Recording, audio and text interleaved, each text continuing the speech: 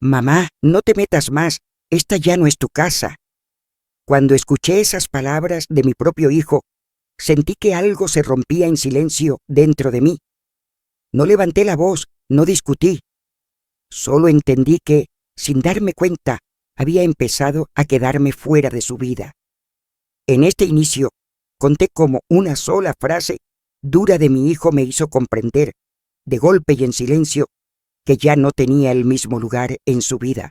Recordé el momento exacto en que esas palabras salieron de su boca y cómo no supe responderle.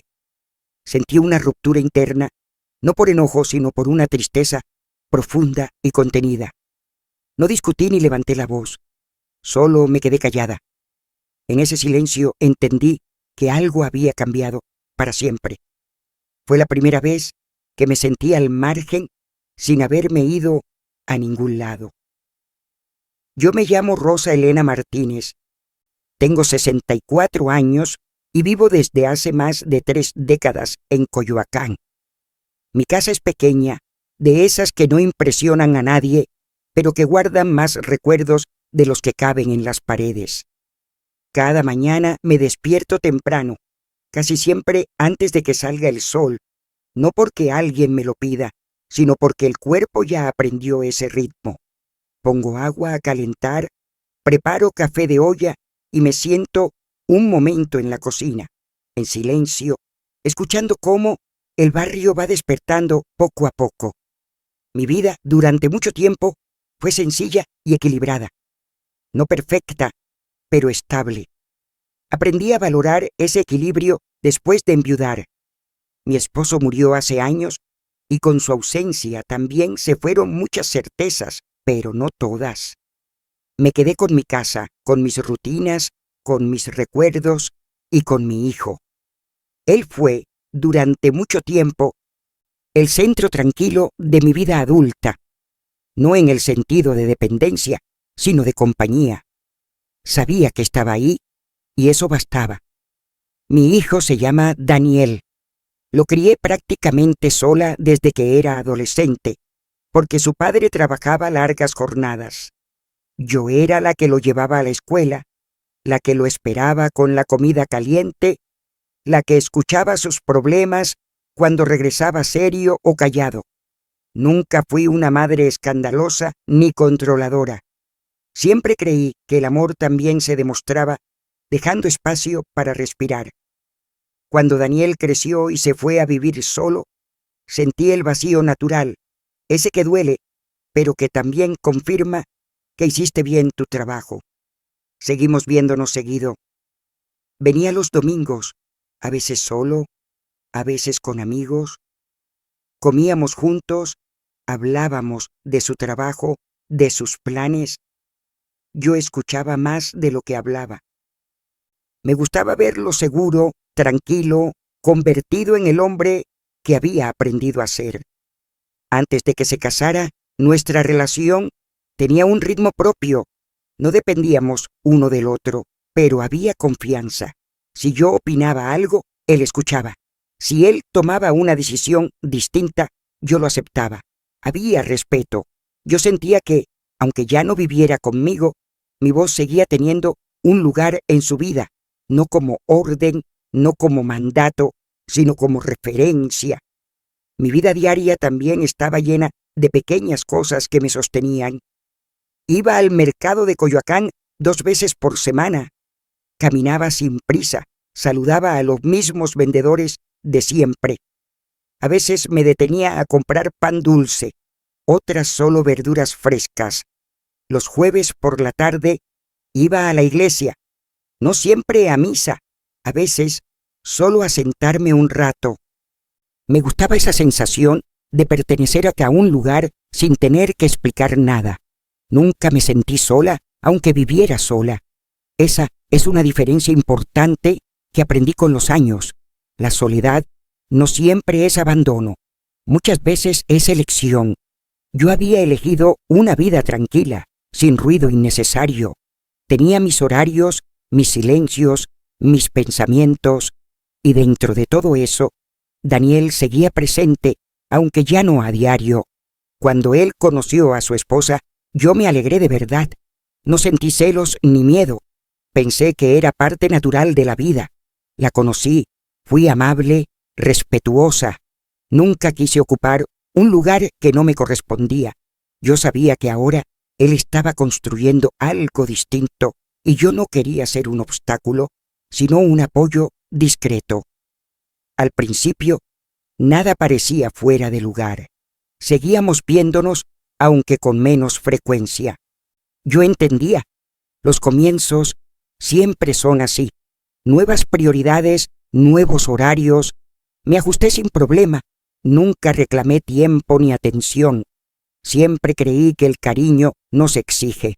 Por eso, cuando recuerdo esa frase que abrió esta historia, lo que más me duele no es la dureza de las palabras, sino el contraste con todo lo anterior, con esa vida que yo creía todavía equilibrada, con esa relación que pensé que, aunque distinta, seguía siendo sólida. No fue una discusión lo que me alertó, fue algo más silencioso, más sutil. Hasta ese momento yo aún creía que todo estaba bien, que los cambios eran normales, que mi lugar seguía ahí, aunque no fuera el mismo de antes. Yo seguía siendo yo, una mujer de 64 años, con una vida tranquila, con un hijo adulto al que respetaba y que, pensaba, me respetaba también. No imaginaba que ese equilibrio ya tenía grietas. No lo veía porque no hacía ruido, porque no gritaba, porque nadie me había dicho aún que sobraba. Y sin embargo, algo dentro de mí empezaba a intuirlo, como cuando uno siente frío antes de que llegue la noche, sin saber todavía cuánto va a bajar la temperatura. Ese fue el punto exacto desde donde comenzó todo. No con un pleito, no con una traición, no con un drama evidente. Comenzó con una sensación, con una incomodidad pequeña, casi imperceptible, con la idea de que, quizá sin darme cuenta, mi presencia ya no era necesaria como antes. Yo seguía con mis rutinas, con mi café por la mañana, con mis caminatas lentas. Por fuera, nada había cambiado. Por dentro, empezaba a formarse una pregunta que todavía no me atrevía a decir en voz alta.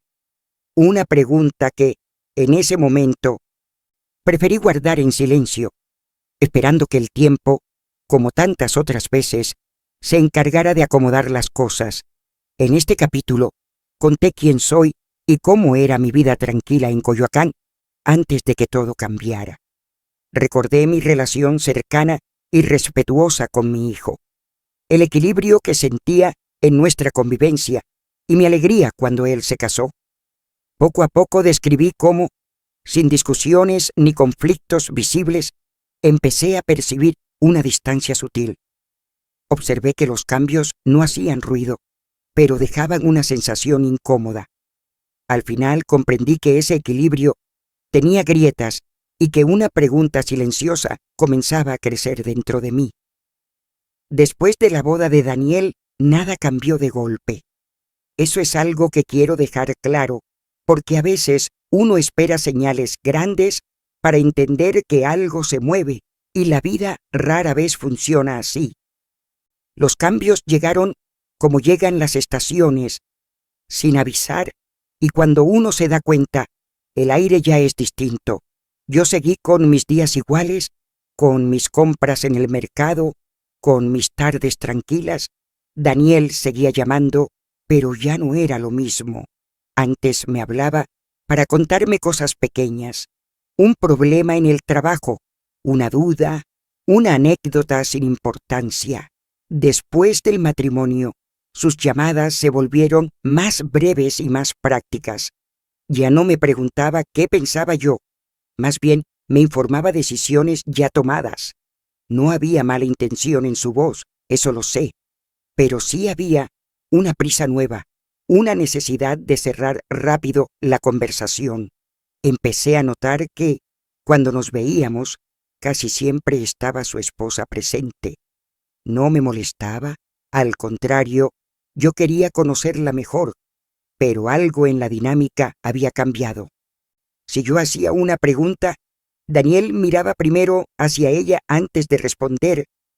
A veces ni siquiera respondía él. Ella lo hacía por los dos, con una sonrisa educada, correcta, de esas que no se pueden criticar porque no tienen nada malo.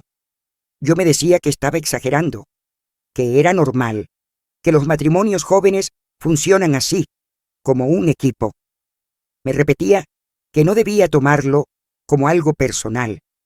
Sin embargo, había momentos en los que me sentía invisible, no ignorada porque nadie me faltaba al respeto, sino desplazada, como si mi presencia fuera secundaria, decorativa. Un domingo, por ejemplo, llegaron a comer. Yo había preparado lo de siempre, algo sencillo. Nos sentamos a la mesa y la conversación giró alrededor de planes que yo no conocía. Cambios de casa, viajes, decisiones económicas. Nadie me preguntó nada, ni siquiera por cortesía. Yo escuchaba, asentía, sonreía. Por dentro, algo se acomodaba de manera extraña, como cuando uno se sienta en una silla que no es suya. No hubo discusiones, no hubo frases duras, hubo silencios, hubo frases a medias, hubo miradas que no eran para mí. Empecé a notar que mis opiniones quedaban suspendidas en el aire, sin respuesta, y no porque fueran rechazadas, sino porque no eran necesarias. También empecé a recibir menos visitas. Daniel siempre encontraba una razón válida. Trabajo, compromisos, cansancio, yo las aceptaba todas. Nunca reclamé, nunca dije, antes venías más. No quería convertirme en esa madre que hace sentir culpa. Yo me decía que el amor no se mide por frecuencia, sino por respeto. Pero el respeto también cambia cuando uno deja de ser escuchado. Y eso fue lo que empezó a dolerme, aunque todavía no sabía cómo nombrarlo. Yo hablaba menos, no porque no tuviera qué decir, sino porque sentía que mis palabras llegaban tarde, como si la conversación ya hubiera terminado antes de que yo pudiera participar. Hubo una tarde en la que Daniel pasó rápido por mi casa. Venía apurado, dijo. Yo le ofrecí café, me dijo que no, que ya iba tarde. Se quedó parado en la puerta, revisando su teléfono. Habló de cosas prácticas, de horarios, de pendientes. Yo asentía. Cuando quise decir algo más personal, levantó la vista, sonrió y me dijo que luego platicábamos con calma. Luego, esa palabra empezó a repetirse demasiado. No culpo a nadie por eso. La vida se acelera, lo sé, pero también supe, en el fondo, que algo más estaba ocurriendo. No era solo falta de tiempo, era una reorganización silenciosa, y yo había quedado fuera del centro. Comencé a callar más, no como castigo, sino como defensa. Pensé que tal vez, si no intervenía, si no opinaba, las cosas se acomodarían solas. Yo siempre había sido prudente, prefería observar antes que hablar, y así, sin darme cuenta, empecé a ocupar menos espacio, incluso cuando nadie me lo había pedido explícitamente. Me sorprendía a mí misma ensayando frases que nunca decía, pensamientos que guardaba, opiniones que se quedaban en mi cabeza. Y cada vez que eso ocurría, me preguntaba si era parte de envejecer o parte de perder un lugar. Una mañana, mientras caminaba hacia el mercado, me di cuenta de que ya no esperaba las llamadas de Daniel con la misma ilusión. No porque no lo quisiera, sino porque no sabía en qué momento podía interrumpir algo. Esa sensación de estar estorbando es muy sutil, pero muy pesada. No nace de un rechazo directo, sino de una suma de pequeños gestos. Yo seguía defendiendo a mi hijo en mi mente. Me decía que él no estaba haciendo nada malo, y es verdad, pero también empecé a aceptar que el cariño no siempre protege del desplazamiento. A veces simplemente ocurre, y uno tarda en aceptarlo porque duele reconocerlo. En ningún momento pensé en enfrentar a nadie. No pensé en hablar con su esposa, ni en pedir explicaciones. Yo no quería aclarar nada. Solo quería entender qué estaba pasando conmigo, por qué me sentía distinta en un lugar que siempre había sido mío. Las noches se volvieron más silenciosas, no tristes, solo más largas. Me sentaba en la sala, miraba fotografías viejas, no con nostalgia amarga, sino con una calma extraña. Yo no quería volver atrás. Solo quería comprender en qué momento había empezado a caminar un poco detrás. Así fue como el silencio empezó a tener más peso que las palabras, y aunque todavía no lo sabía, ese silencio estaba preparando algo dentro de mí. No una explosión, no una pelea, algo más lento, más profundo, una necesidad de escucharme a mí misma antes de seguir escuchando a los demás. En esta parte conté cómo, después del matrimonio de mi hijo, los cambios llegaron de forma silenciosa y gradual. Hablé de llamadas cada vez más breves y de decisiones que me eran comunicadas cuando ya estaban tomadas. Describí cómo mi presencia empezó a sentirse secundaria, no por desprecio, sino por costumbre. Conté que preferí callar para no estorbar y cómo ese silencio se volvió pesado. Me di cuenta de que ya no era consultada, solo informada. Al final entendí que algo dentro de mí comenzaba a despertarse. El primer momento claro en que supe que estaba fuera no llegó con una pelea ni con una frase dura. Llegó un martes por la tarde, de esos que parecen iguales a todos los demás. Yo estaba en la cocina, pelando nopales, cuando Daniel me llamó. Su voz sonaba normal, incluso animada. Me dijo que quería avisarme algo, así, como quien avisa el clima. Me explicó que se mudarían a un departamento más lejos, hacia el sur, porque les quedaba mejor para el trabajo. Habló de tráfico, de tiempos, de comodidad. Yo escuché todo con atención, asentí aunque él no podía verme. Cuando terminó, hubo un silencio corto, incómodo. Yo esperé, sin saber muy bien qué esperaba.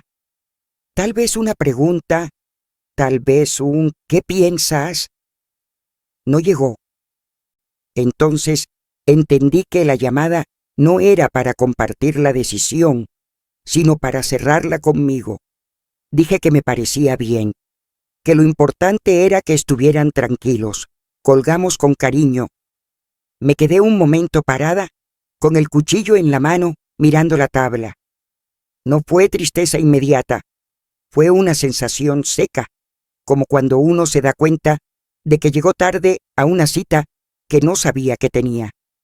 Me pregunté si yo había hecho algo para quedar fuera de ese proceso, si en algún momento di a entender que no me importaba. Repasé mentalmente mis palabras de los últimos meses. Siempre había sido respetuosa, siempre había mostrado interés, y aún así no fui parte. Ese mismo día, más tarde, fui al mercado. Caminé por los pasillos de siempre, saludé a las mismas personas, compré lo necesario, todo seguía igual, pero yo no. Pensaba en lo sencillo que habría sido preguntarme, no para decidir por ellos, sino para escucharme. Me di cuenta de que no extrañaba la opinión en sí, sino el gesto. Días después, me enteré de otro detalle por casualidad. Una vecina me preguntó si ya había visto el nuevo departamento de mi hijo. Me sorprendí. No sabía que alguien más lo supiera antes que yo. Sonreí, dije que no, que luego me lo enseñarían. La vecina siguió hablando, contándome lo bonito que era el lugar. Yo asentía. Por dentro, algo se acomodaba con cuidado, como para no romperse del todo. No dije nada cuando los vi la siguiente vez. Vinieron a comer un domingo. Traían prisa. Hablaron del nuevo vecindario, de los vecinos, de las tiendas cercanas. Yo escuché como si escuchara una historia ajena. No pregunté cuándo se habían mudado. No pregunté si necesitaban algo. No porque no quisiera ayudar, sino porque ya no sabía desde dónde hacerlo. En un momento, Daniel mencionó que habían decidido cambiar de banco. Dijo, decidimos con naturalidad. Yo pensé en las veces que él venía a preguntarme cosas similares hace años. No porque yo supiera más, sino porque confiaba en mi criterio. Ese recuerdo llegó sin aviso y se fue igual de rápido. Yo seguí comiendo en silencio. Empecé a notar que las decisiones importantes ya no pasaban por mí ni de lejos. No me dolía no decidir. Me dolía no ser considerada parte del proceso. Esa diferencia es importante. Yo no quería controlar nada. Solo quería sentir que mi experiencia, mis años, todavía tenían algún valor. Una tarde, mientras doblaba ropa, pensé en decir algo. No reclamar, solo expresar cómo me sentía. Ensayé frases. A veces me siento un poco fuera. Me hubiera gustado saberlo antes. Todas me parecieron torpes. Temí sonar necesitada. Temí que interpretaran mis palabras como un intento de interferir, y así, una vez más, decidí callar. Ese callar no fue resignación, fue cautela. Yo siempre había creído que las cosas importantes se acomodan solas, si no se fuerzan, pero también empecé a entender que el silencio, cuando se prolonga demasiado, puede convertirse en una forma de desaparecer. Hubo otro episodio pequeño, pero claro, Daniel me dijo que no podría acompañarme a una cita médica porque tenían un compromiso. No era grave. Yo podía ir sola. Siempre lo había hecho. Pero lo dijo sin preguntarme si necesitaba algo. Como si ya supiera la respuesta. Yo dije que estaba bien, y lo estaba. Pero algo se cerró dentro de mí. Esa noche me senté en la sala, con las luces apagadas. Pensé en cuántas veces yo había cambiado planes por él, sin dudarlo. No me quejaba de eso. Era parte de ser madre. Lo que me sorprendió fue darme cuenta de que ya no esperaba lo mismo. No por ingratitud, sino porque las prioridades habían cambiado, y yo ya no estaba en la lista. No sentí enojo, sentí claridad. Por primera vez, dejé de preguntarme si estaba exagerando. Entendí que mi percepción no era producto de la edad ni de la sensibilidad. Era una lectura correcta de lo que estaba pasando. Yo estaba siendo desplazada no por maldad, sino por una reorganización natural en la que nadie se detuvo a mirar hacia atrás. Esa comprensión no me hizo llorar. Me hizo respirar hondo. Me dio una calma extraña, como cuando uno acepta una verdad que no quería ver. Me di cuenta de que seguir esperando un lugar que ya no existía solo me iba a cansar más. A partir de ese día, algo cambió en mí. No dejé de querer a mi hijo. No me alejé de golpe, pero empecé a observarme más, a escuchar mis propias necesidades, a reconocer que yo también tenía derecho a no sentirme invisible. Ese fue el primer momento claro, no el más doloroso, pero sí el más honesto, el momento en que dejé de dudar de mí misma, el momento en que entendí que la exclusión no siempre grita, a veces susurra, y si uno no aprende a escucharse, ese susurro puede volverse permanente. En este capítulo, conté el primer momento claro en que entendí que estaba fuera de una decisión importante. La mudanza de mi hijo ya tomada sin consultarme. Expliqué cómo esa llamada, aparentemente normal, me hizo comprender que ya no se esperaba mi opinión. Relaté que me enteré de otros cambios por terceras personas y no directamente por él. Sin enojo ni reproches, sentí que mi voz había dejado de ser necesaria. Dejé de dudar de mi percepción y acepté que no era exageración. Fue una exclusión silenciosa que, por primera vez, me dio una claridad incómoda. Después de aceptar esa claridad, el silencio se hizo más largo. No un silencio forzado, sino uno que fue creciendo poco a poco, como crecen las sombras al final de la tarde. Yo seguía con mis días, con mis hábitos, con mi forma de vivir, pero ya no esperaba llamadas que no llegaban ni visitas que se posponían. Me sorprendí a mí misma ajustando mis expectativas, bajándolas con cuidado, como quien acomoda una caja frágil para que no se rompa. Empecé a observarme con más atención. Me preguntaba si había sido demasiado presente en el pasado o demasiado discreta, si tal vez yo misma había enseñado a mi hijo que podía seguir adelante sin mirarme. La duda no era acusadora, era reflexiva. Yo no buscaba culpables, buscaba entenderme. Había días en los que me sentía tranquila, días completos en los que el silencio no dolía. Caminaba por el barrio, hacía mis compras, saludaba a la gente de siempre. Nadie notaba nada distinto en mí. Yo tampoco, al menos no por fuera. Por dentro, sin embargo, había una conversación constante, una voz que me preguntaba qué esperaba ahora de mi vida, más allá de ser madre. En otros momentos, el silencio pesaba más, sobre todo por las noches. Me sentaba en la sala, apagaba la televisión y me quedaba escuchando los ruidos lejanos de la calle. Pensaba en Daniel, no con reproche, sino con una mezcla de orgullo y distancia. Él estaba construyendo su vida. Yo ya había construido la mía. Tal vez ese era el punto que me costaba aceptar, que esas dos vidas ya no se cruzaban como antes. Me pregunté muchas veces si debía decir algo. No reclamar, solo expresar. Pero cada vez que imaginaba la conversación, sentía que mis palabras podían sonar fuera de lugar. No quería parecer frágil ni dependiente. No quería que pensara que yo necesitaba un permiso para existir. Así que preferí callar, no como castigo, sino como una forma de protegerme. Ese callar me llevó a mirarme de otra manera. Empecé a notar cuánto de mi identidad seguía ligada a mi papel de madre. No me avergonzaba, pero sí me cuestionaba. ¿Quién era yo cuando nadie me pedía consejo? ¿Qué lugar ocupaba cuando no era necesaria? Esas preguntas no tenían respuestas inmediatas, pero me obligaron a detenerme. Recordé etapas anteriores de mi vida. Cuando me quedé viuda, por ejemplo, en ese momento también hubo silencio. Un silencio distinto, más pesado, pero silencio al final. Y aún así, aprendí a habitarlo, a no llenarlo de ruido innecesario.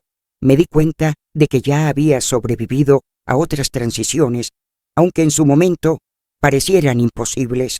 Empecé a escribir más, no cartas, no mensajes, pensamientos sueltos en un cuaderno viejo. No buscaba ordenar ideas, solo sacarlas. Ahí reconocí cosas que no había dicho en voz alta, que a veces me sentía inútil, que otras veces me sentía libre, que ambas cosas podían existir al mismo tiempo sin contradecirse. También me di permiso de disfrutar cosas pequeñas sin pensar si debía compartirlas. Un café tranquilo, una tarde leyendo, una caminata sin rumbo. Antes, muchas de esas cosas las hacía pensando en contárselas a Daniel después. Ahora las hacía para mí, y eso, aunque al principio me hizo sentir egoísta, poco a poco se volvió natural. Hubo un día en particular en el que me di cuenta de cuánto había cambiado. Daniel me llamó para avisarme que no podría verme en varias semanas, porque estarían ocupados. Su tono era amable, tranquilo. Yo respondí con la misma calma. Colgamos sin drama. Después me senté y noté que no había nudo en el estómago, solo aceptación, no indiferencia, sino comprensión. Esa comprensión no fue resignación, fue reconocer que yo no podía seguir midiendo mi valor por la frecuencia de su presencia, que mi vida No podía quedar suspendida esperando a que alguien más tuviera tiempo. Entendí que el silencio prolongado también me estaba enseñando algo sobre mí misma. Me observé con honestidad.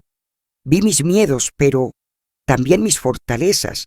Vi que todavía tenía criterio, sensibilidad, experiencia, que mi voz no había perdido valor solo porque ya no era consultada. Tal vez el problema no era que no me escucharan, sino que yo misma había dejado de escucharme por mucho tiempo. Empecé a cambiar pequeños hábitos, nada radical, solo ajustes. Dejé de estar siempre disponible. Dejé de organizar mis días alrededor de posibles visitas, no por rencor, sino por coherencia. Si yo no era prioridad en ciertas decisiones, tampoco tenía sentido que mi tiempo girara alrededor de ellas. Ese proceso fue lento y silencioso. Nadie aplaudió, nadie se dio cuenta, pero dentro de mí algo se acomodaba. Me sentía más firme, más clara, no más dura, sino más centrada. Empecé a entender que el amor también necesita límites para no diluirse. Hubo momentos de duda, claro. No quiero pintar esto como un camino recto. A veces me preguntaba si estaba siendo demasiado orgullosa, si no debía esforzarme más. Pero cada vez que esa idea aparecía, volvía a recordar la sensación de estar fuera, de enterarme tarde, de no ser considerada. Y entonces entendía que no se trataba de orgullo, sino de dignidad. El silencio seguía ahí, pero ya no era el mismo. Ya no era un espacio vacío esperando ser llenado. Era un espacio mío, un lugar donde podía pensar, sentir, decidir sin depender de nadie más. Y por primera vez en mucho tiempo, ese silencio no me asustó. Comprendí que la autoevaluación no siempre lleva a conclusiones cómodas, pero sí necesarias. Yo no había hecho nada mal. Tampoco nadie había actuado con mala intención. Simplemente, las dinámicas cambian y a veces uno queda en un lugar distinto sin previo aviso. Aceptar eso fue doloroso, pero también liberador, porque me permitió dejar de luchar contra algo que ya había ocurrido. Me permitió empezar a pensar en cómo quería vivir a partir de ahora, no desde la pérdida, sino desde la conciencia. Ese fue el verdadero inicio de mi cambio, no una confrontación, no una decisión abrupta. Fue este tiempo de silencio prolongado, de duda honesta y de mirarme sin mentiras. Un tiempo necesario para dejar de preguntarme por qué ya no me escuchaban y empezar a preguntarme qué necesitaba yo escuchar de mí misma. En este capítulo describí cómo el silencio se volvió más largo y cómo dejé de esperar llamadas o visitas. Conté que empecé a observarme con más honestidad y a dudar de mí sin reproche. Evalué quién era más allá de mi papel de madre y recordé otras transiciones que ya había atravesado en la vida. Entre noches tranquilas y pensamientos escritos en un cuaderno, entendí que no se trataba de resignación, sino de dignidad. Poco a poco dejé de estar siempre disponible y ajusté mis hábitos para cuidarme.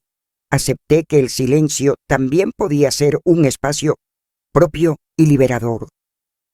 El punto más alto de todo este proceso no llegó con una noticia ni con una conversación importante. Llegó una mañana cualquiera, de esas en las que no se espera nada especial. Me desperté temprano, como siempre, y mientras preparaba el café sentí algo distinto. No era alegría, ni tristeza, era claridad. Una claridad tranquila que no necesitaba explicaciones. Me senté en la mesa de la cocina y me di cuenta de que ya no estaba pensando en Daniel, no como antes, no esperando una llamada, no repasando mentalmente lo que podría decirle si hablábamos. Simplemente estaba ahí, conmigo misma, y en ese estar entendí algo que me había estado resistiendo a aceptar. Yo había estado midiendo mi valor por la atención que recibía. Esa idea me golpeó suave, pero profundo. No con culpa, sino con verdad. Yo, que siempre me había considerado independiente, había permitido que mi bienestar dependiera de un vínculo que ya no funcionaba igual. No porque hubiera dejado de existir, sino porque había cambiado. Y yo no había cambiado con él. Comprendí que seguir esperando un lugar que ya no era el mismo me estaba desgastando más que el silencio, que insistir en ser escuchada, incluso en mi mente, me estaba alejando de mí. No era una acusación hacia mi hijo, era una observación hacia mí misma. Ese día decidí algo sin decirlo en voz alta. Decidí que no iba a volver a explicar mi ausencia, ni a justificar mis silencios. No iba a anunciar cambios ni a exigir nada. Simplemente iba a actuar distinto. Iba a dejar de estar disponible por costumbre y empezar a estar presente por elección. No fue una decisión dramática. No sentí que estaba perdiendo algo. Sentí que estaba recuperando tiempo, energía, atención, recuperando la posibilidad de decidir cómo y cuándo quería compartir mi vida. Y esa recuperación me dio una paz que no sentía desde hacía tiempo. Empecé por cosas pequeñas. Si Daniel llamaba y yo estaba ocupada, no dejaba todo para contestar. Le regresaba la llamada después, con calma. Si me invitaban a algo a último momento y yo ya tenía planes, decía que no sin explicarme de más. Descubrí que el mundo no se caía por eso, que nadie se ofendía, que yo seguía siendo yo. Me sorprendió notar cuánto había vivido en función de no incomodar, de no pedir, de no ocupar espacio, y al mismo tiempo entendí que nadie me había exigido eso. Había sido una adaptación silenciosa, aprendida con los años, una forma de amor que sin darme cuenta se había vuelto desigual. La comprensión más profunda llegó cuando acepté que no necesitaba ser necesaria para ser valiosa. Esa frase se acomodó dentro de mí como una pieza que por fin encuentra su lugar. Yo había confundido cercanía con dependencia, amor con presencia constante, y no era lo mismo. Recordé momentos de mi juventud antes de ser madre, cuando tomaba decisiones sin pensar en cómo afectarían a otros. No por egoísmo, sino por claridad.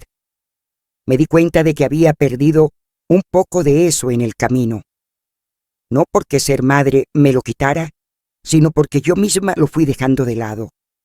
Esa mañana salí a caminar más temprano de lo habitual. El barrio estaba casi vacío. Me sentí ligera, no porque todo estuviera resuelto, sino porque ya no estaba cargando expectativas ajenas. Pensé en Daniel con cariño, sin urgencia. Pensé en su vida, en la mía, y por primera vez no sentí que una dependiera de la otra. El clímax de esta historia no fue una conversación reveladora. Fue este momento íntimo, casi invisible, en el que entendí que no tenía que pelear por un lugar, que podía crear el mío, que podía amar sin perseguir, acompañar sin desaparecer. Ese entendimiento cambió la forma en que me movía en el mundo. Empecé a hablar cuando quería, no cuando debía. Empecé a guardar silencio cuando lo necesitaba, no cuando me sentía excluida. El silencio dejó de ser una respuesta pasiva y se convirtió en una elección consciente. No todo fue fácil después de eso. Hubo momentos de nostalgia, momentos en los que extrañé la cercanía de antes, pero ya no confundía ese extrañar con pérdida. Era solo una etapa que había cumplido su función. Aprendí a confiar en que los vínculos verdaderos se sostienen incluso cuando cambian de forma, y que, si alguno no se sostiene, no siempre es porque falló el amor, sino porque la vida siguió otro ritmo.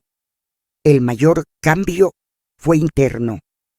Dejé de preguntarme qué debía hacer para volver a ser escuchada. Empecé a preguntarme qué necesitaba para estar en paz. Y esa pregunta, aunque simple, me dio una dirección nueva. Esa fue la comprensión que lo cambió todo. No un hecho externo, no una confesión ajena. Fue reconocer mi propio límite y respetarlo. Fue aceptar que yo también tenía derecho a elegir cómo relacionarme, incluso con mi hijo. Desde ese momento, supe que nada volvería a ser igual, y curiosamente, no lo lamenté, porque por primera vez en mucho tiempo, sentí que estaba caminando hacia adelante sin arrastrar nada detrás, con la certeza tranquila de quien entiende que crecer también implica soltar, incluso aquello que uno ama. En este capítulo alcancé el punto más alto de mi proceso interno. Comprendí con claridad que había estado midiendo mi valor por la atención de mi hijo y decidí cambiar. Reconocí que seguir disponible por costumbre me estaba agotando sin darme paz. Sin confrontar a nadie, elegí empezar a actuar desde la elección y no desde la expectativa. Entendí que no necesitaba ser necesaria para ser valiosa. Descubrí que el silencio también podía ser una decisión consciente. Esa comprensión me devolvió equilibrio y calma. La decisión de poner límites no llegó como una regla escrita ni como un discurso preparado. Llegó como llegan las cosas importantes cuando una ya se escuchó por dentro. Fue una forma nueva de estar, más que una acción concreta. Yo no anuncié nada, no advertí a nadie. Simplemente empecé a vivir de otra manera. Lo primero fue aceptar que decir no me convertía en una mala madre. Durante años había confundido disponibilidad con amor. Si podía ayudar, ayudaba. Si podía acomodar mis horarios, lo hacía. Si algo se podía postergar para atender a mi hijo, lo postergaba. No porque él lo exigiera, sino porque yo lo ofrecía sin pensarlo. Ese hábito, que en otro momento fue natural, ahora ya no me cuidaba. Empecé por observar mis reacciones. Cada vez que sonaba el teléfono, ya no me levantaba de inmediato. Terminaba lo que estaba haciendo. Si estaba leyendo, seguía leyendo. Si estaba cocinando, apagaba el fuego con calma. Contestaba cuando yo podía, no cuando sentía que debía. Ese pequeño gesto fue más difícil de lo que pensé. Me di cuenta de cuánta ansiedad había detrás de la idea de no responder enseguida. También dejé de justificar mis decisiones. Si Daniel me proponía algo que no me acomodaba, decía simplemente que no podía, sin explicaciones largas, sin dar razones que buscaran comprensión. Al principio me sentí incómoda. Temía que pensara que estaba molesta o distante, pero luego entendí que mi responsabilidad no era tranquilizar a otros a costa de mí. Hubo una invitación a último momento para una comida familiar. Yo ya tenía planes. Antes los habría cancelado sin dudar. Esa vez dije que no. Lo hice con cariño, con respeto, pero con firmeza. Colgué el teléfono y me quedé sentada un momento esperando sentir culpa. No llegó. En su lugar sentí algo nuevo, coherencia. No se trataba de castigar a nadie ni de marcar distancia por orgullo. Se trataba de empezar a ocupar mi propio tiempo con la misma importancia con la que antes ocupaba el de los demás. Ese cambio no fue visible para todos, pero fue profundo para mí. También establecí límites internos. Dejé de anticipar necesidades que no me habían pedido. Dejé de imaginar conversaciones futuras para aclarar cosas que nadie había puesto sobre la mesa. Me di permiso de no estar siempre disponible emocionalmente, de no cargar con silencios que no eran míos. Daniel notó los cambios, claro, no de inmediato, pero los notó. Un día me preguntó si estaba todo bien, si me sentía cansada. Yo le dije que sí, que estaba bien, que simplemente estaba ocupada con mis cosas. No mentí. Tampoco expliqué más. Vi en su silencio una ligera sorpresa, no molestia, y entendí que mis límites no estaban dañando nada. Solo estaban reacomodando. Aprendí que los límites no siempre se anuncian. A veces se practican, y al practicarlos enseñan. Yo no necesitaba decir hasta aquí. Bastaba con no cruzar ciertas líneas yo misma. Bastaba con no responder desde el impulso de agradar o de sostener. Hubo momentos en los que dudé. Me pregunté si estaba siendo demasiado fría, si el amor no requería sacrificio.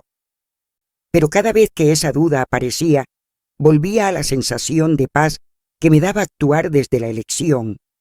Me di cuenta de que el sacrificio constante, cuando no es pedido, termina por desgastar incluso al amor más profundo.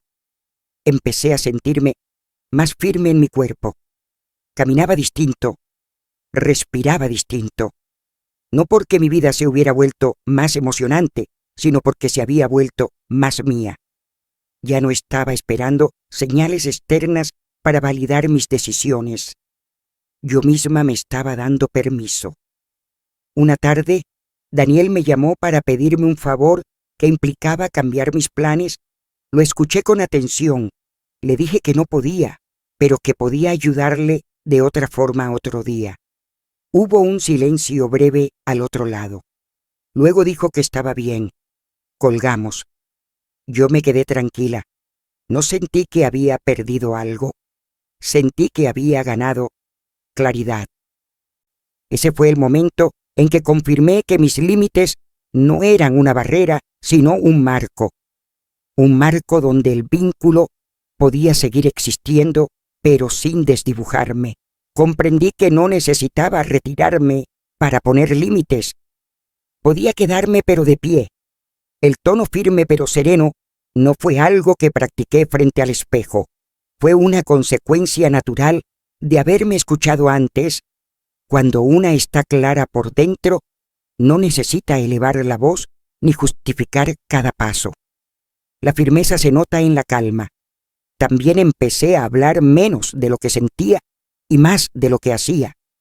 No porque ocultara emociones, sino porque ya no necesitaba procesarlas en voz alta para sentirme válida. Mis actos empezaron a decir lo que antes intentaba explicar con palabras. Poner límites me permitió volver a disfrutar la relación con mi hijo desde otro lugar. Un lugar menos ansioso, menos pendiente, más equilibrado. Ya no esperaba nada específico de él, y esa ausencia de expectativa hizo que cada gesto, cada llamada, cada visita se sintiera más real. Entendí que los límites no alejan cuando son honestos, alejan cuando se imponen desde el enojo.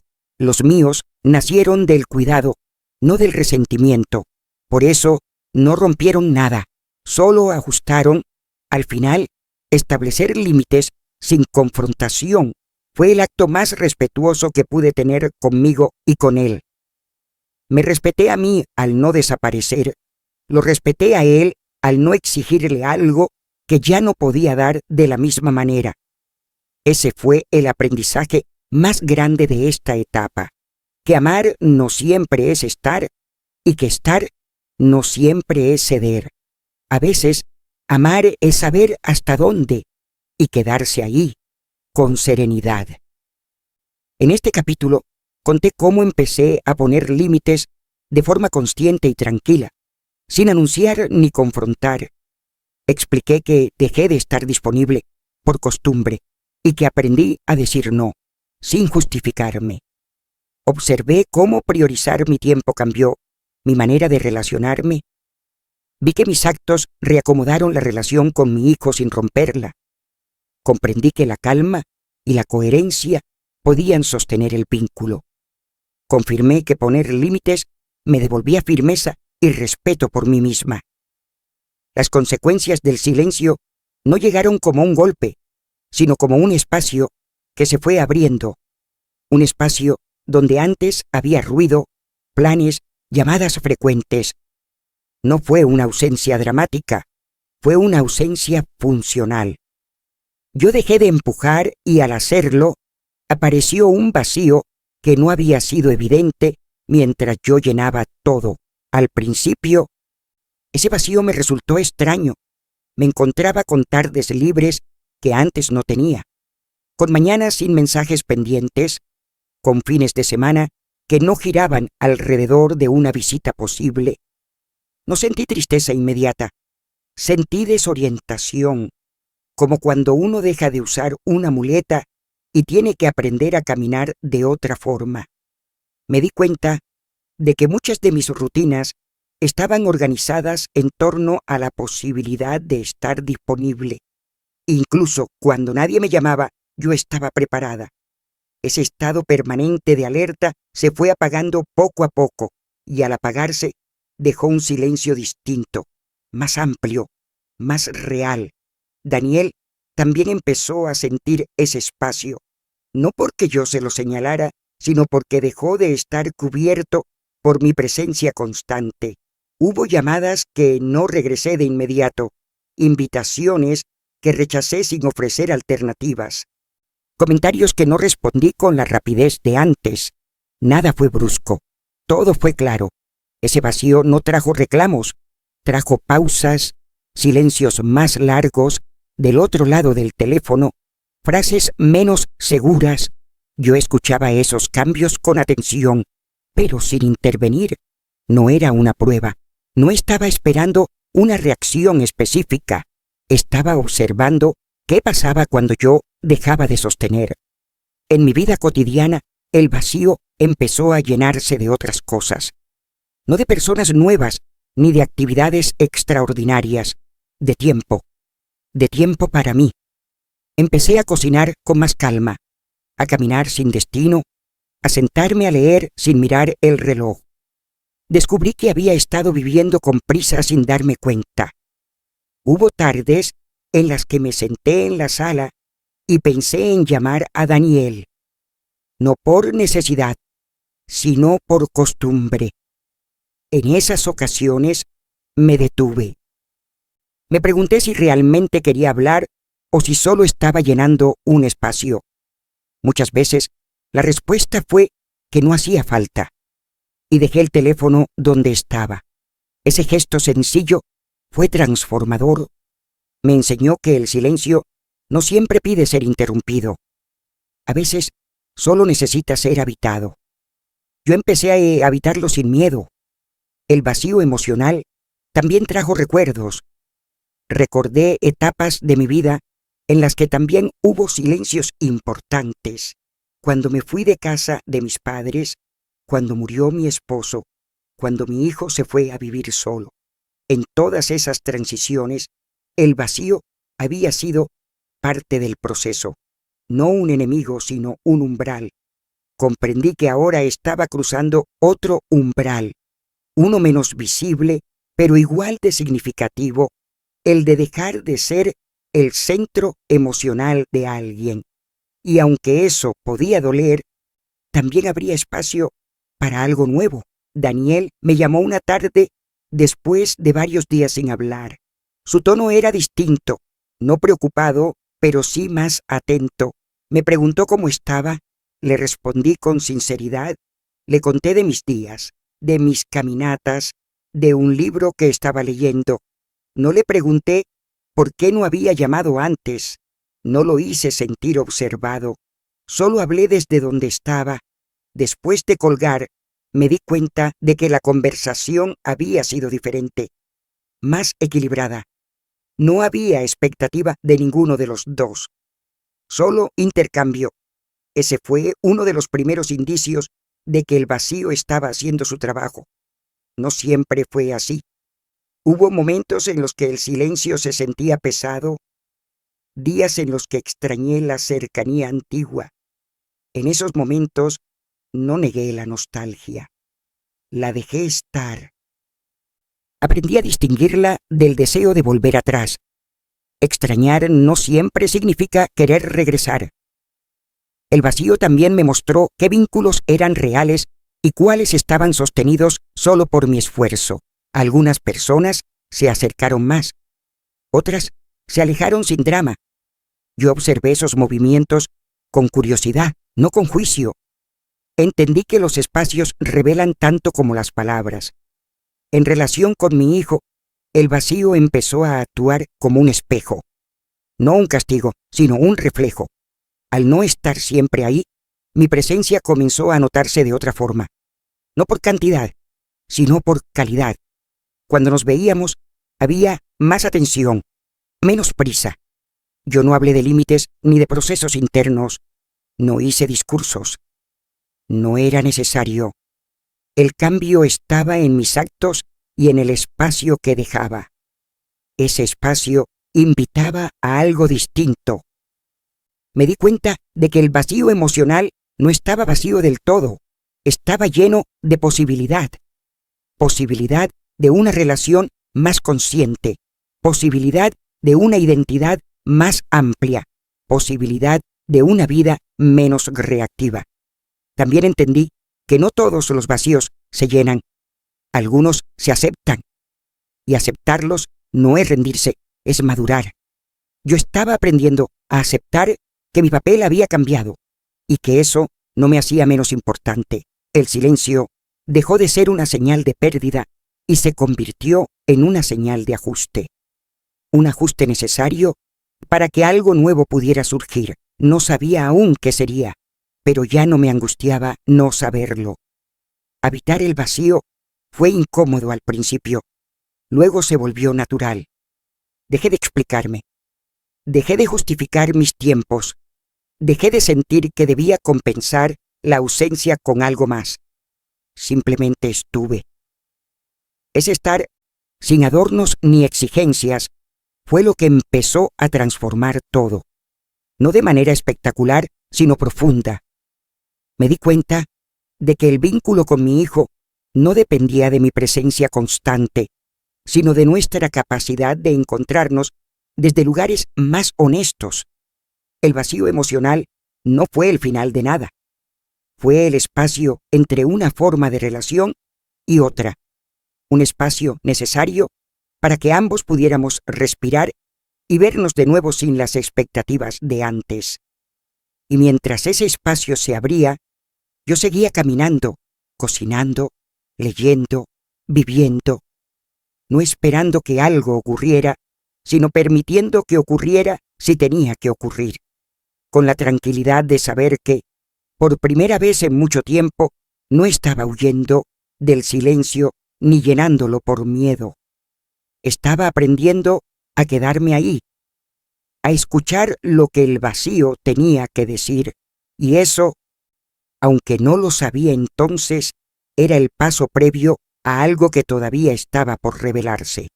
En este capítulo, describí cómo el silencio y la ausencia crearon un vacío que dejó de ser doloroso y empezó a ser revelador. Conté que al no estar siempre disponible, apareció un espacio nuevo que también alcanzó a mi hijo. Expliqué cómo aprendí a habitar ese vacío sin llenarlo por costumbre. Acepté la nostalgia sin confundirla con el deseo de volver atrás. Comprendí que el silencio no era pérdida, sino un ajuste necesario. Ese ajuste empezó a preparar un encuentro distinto. Yo seguí viviendo sin esperar señales. La conversación clave no ocurrió en un momento solemne ni en un lugar especial. Ocurrió una tarde cualquiera, cuando Daniel pasó por mi casa sin avisar. Tocó el timbre con esa pausa corta que siempre tuvo, como si no quisiera interrumpir. Yo estaba acomodando libros en la sala, le abrí con calma. Nos saludamos como siempre, sin prisa. Noté algo en su mirada, no urgencia, no culpa, sino atención.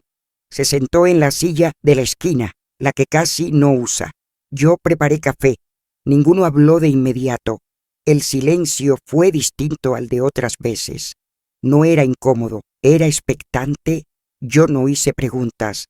No pregunté por qué había venido ni cuánto tiempo se quedaría. Me senté frente a él y esperé. Daniel fue el primero en hablar. Dijo que había pasado por el barrio y pensó en mí. Esa frase, sencilla, me dijo más que muchas explicaciones. No mencionó planes ni compromisos. No revisó el teléfono. Me miró. Yo asentí y sonreí, sin responder de inmediato. Dejé que la frase se acomodara entre nosotros. Hablamos de cosas pequeñas, del calor, del tráfico, de un árbol que habían cortado en la esquina. Yo lo escuché con la misma atención que siempre, pero sin la ansiedad de antes. No estaba buscando señales. Estaba presente. En algún momento, Daniel se quedó callado. Miró la taza, la giró entre las manos, dijo casi en voz baja que últimamente todo se sentía diferente. No dijo te extraño ni me equivoqué.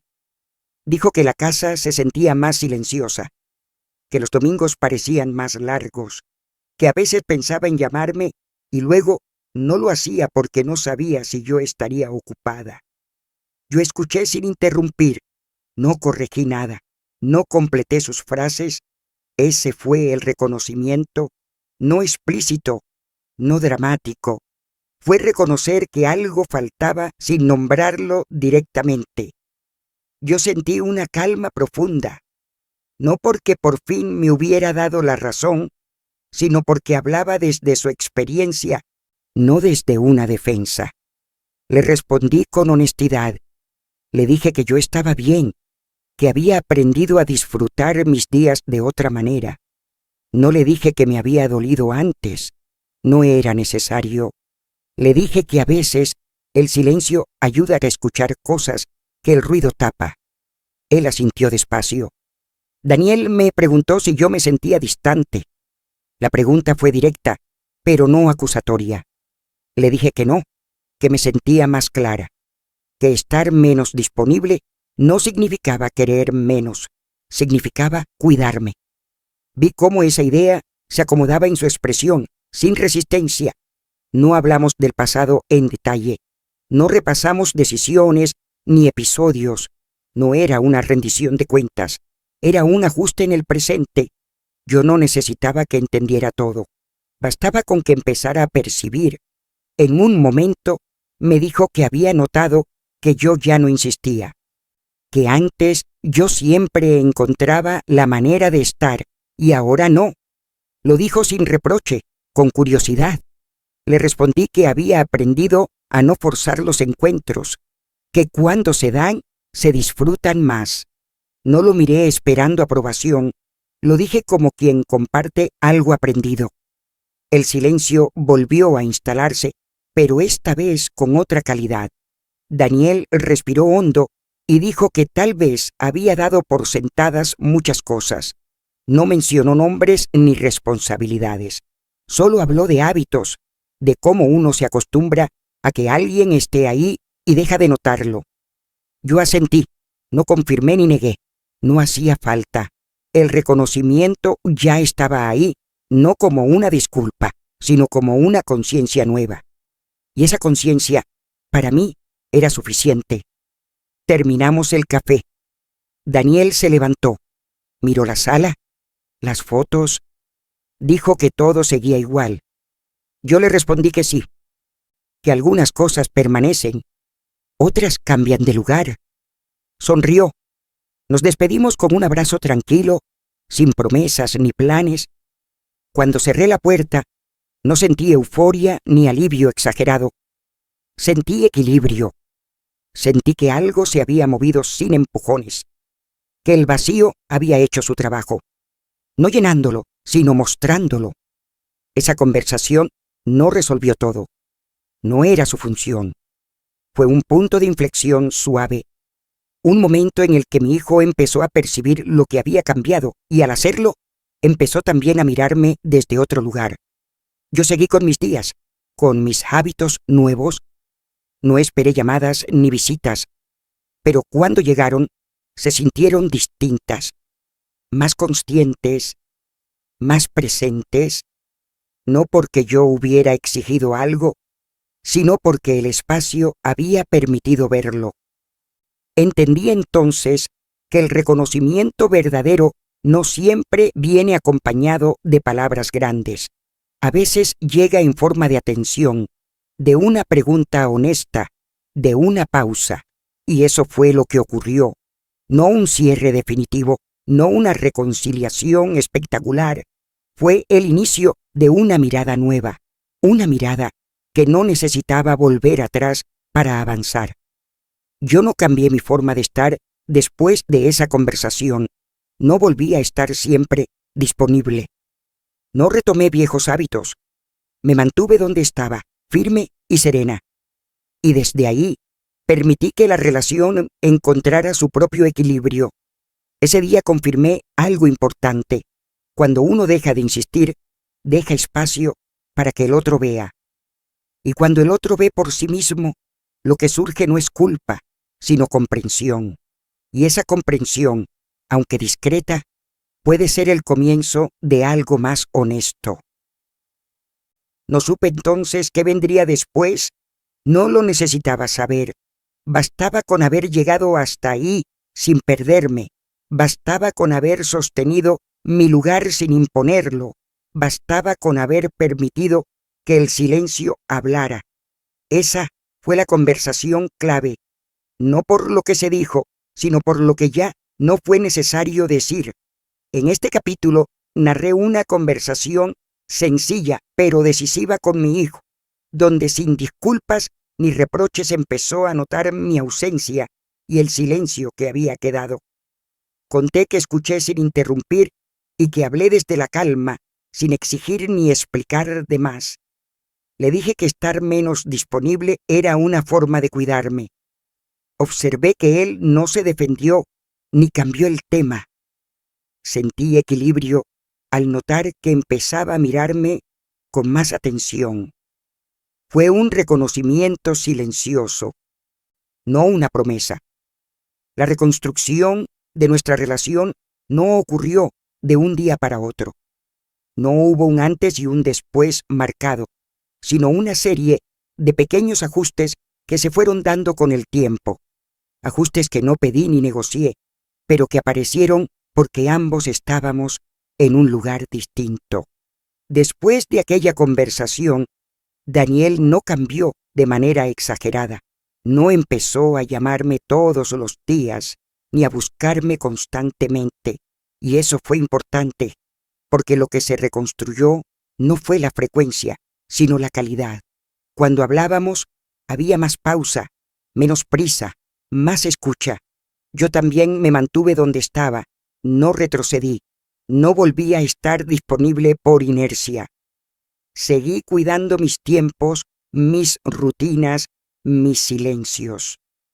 No lo hice para probar nada, sino porque ya se había vuelto natural. Me di cuenta de que sostener ese lugar era una forma de respeto, no de distancia. Empezamos a vernos de manera distinta. A veces él venía a mi casa sin anunciarse, como siempre, pero ahora se quedaba más tiempo. No hablaba solo de planes ni de pendientes. Me preguntaba cómo me sentía, qué estaba haciendo. Yo respondía sin prisa, sin adornar. No buscaba agradar, solo compartir. En una de esas visitas me pidió opinión sobre algo pequeño, nada trascendental, un cambio en su trabajo, algo que podía resolver solo. Me di cuenta de que no me lo preguntaba para decidir, sino para escuchar. Y eso marcó una diferencia enorme. No porque yo necesitara sentirme consultada, sino porque había una intención distinta. Yo elegí responder desde el mismo lugar, no desde el consejo automático, ni desde la experiencia acumulada que se impone. Le hablé desde mi punto de vista, con cuidado, y cuando terminé no añadí nada más. No insistí.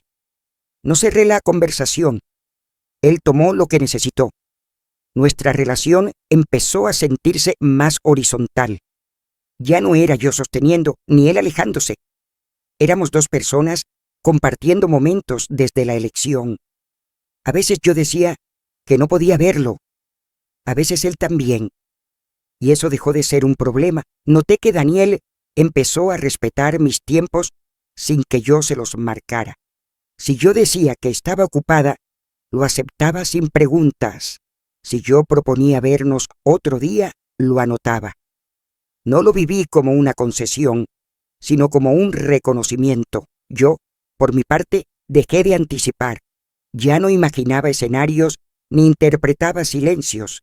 Si hablábamos, hablábamos. Si no, seguía con mi vida. Esa tranquilidad se reflejaba en mi cuerpo, en mi voz, en mi forma de estar. Me sentía más ligera. Hubo un momento en que me di cuenta de que ya no necesitaba comprobar nada. No necesitaba señales constantes de afecto ni gestos de reparación. Lo que estaba ocurriendo era suficiente, y si algún día dejaba de ocurrir, yo también estaría preparada para aceptarlo sin perderme. Daniel también parecía más consciente, no perfecto, no siempre presente, pero atento. Me escuchaba sin interrumpir, me miraba cuando hablaba. Eso, para mí, valía más que cualquier explicación. No volvimos al estado inicial, y no lo quise. Ese lugar ya no nos correspondía. Yo ya no era la misma, y él tampoco. La reconstrucción no fue un regreso, fue un avance hacia algo más real. Aprendimos a convivir con menos expectativas y más claridad. A no darnos por sentados, a no ocupar espacios que no nos pertenecían, a respetar silencios sin interpretarlos como abandono. Me di cuenta de que el vínculo se había vuelto más honesto, no más intenso, no más cercano en términos antiguos, sino más auténtico. Ya no estaba sostenido por mi esfuerzo constante ni por su distancia defensiva. Estaba sostenido por decisiones conscientes.